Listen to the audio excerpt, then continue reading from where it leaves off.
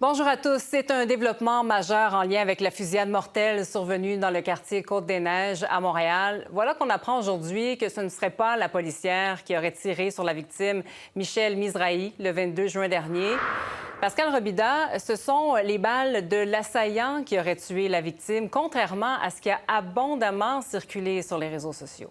Oui, tout le monde se souviendra probablement d'une séquence vidéo où on avait l'impression que la policière, au cours de cette fusillade du 22 juin, pointait son arme vers Michel Mizrahi, un civil de 68 ans, et qui s'est écroulé au sol presque au même moment où elle pointait son arme à feu, ce qui laissait croire qu'elle avait ouvert le feu vers lui de façon mortelle.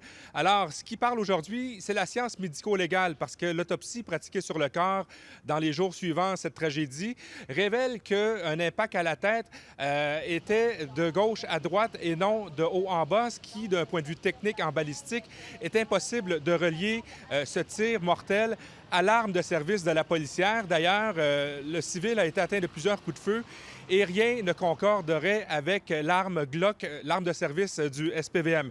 C'est donc un développement majeur dans cette histoire, d'abord révélé par la presse tôt ce matin et confirmé par nos propres sources journalistiques ici à Radio-Canada, et qui a fait réagir, entre autres, le chef du SPVM, Fadi Daguerre.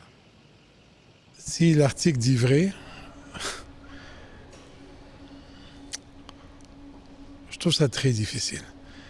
Parce que ce que la policière a vécu, se faire tirer dessus et vivre des blessures graves, être tombé dans le coma et se faire juger sur la place publique comme si c'est elle qui avait tiré, je trouve que c'est totalement injuste.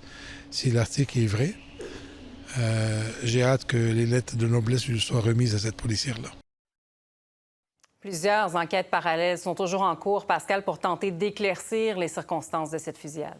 Oui, parce qu'on sait que le tireur, Scott Hatfield, 25 ans, un Albertain, aurait laissé un manifeste à la suite des coups de feu qu'il a échangé avec les policiers. Donc, toujours actuellement, il y a une enquête de la Sûreté du Québec, du Bureau du coroner et du Bureau des enquêtes indépendantes qui se penchent sur cette fusillade qui a aussi coûté la vie à un agent de police, Mohamed Lamine Benredouane, un agent de 34 ans, père de famille de 2 enfants.